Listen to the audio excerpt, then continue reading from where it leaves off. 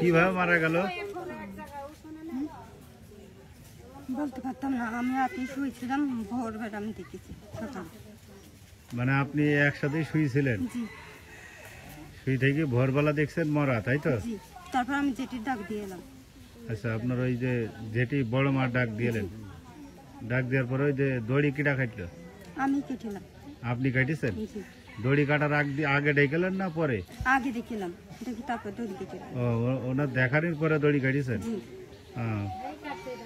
তো এই কি হলো, মানে কোনো কিছুই হয়নি? কিছুই হয়নি, নিজের ইচ্ছায় ফাঁস দিল, তাই তো?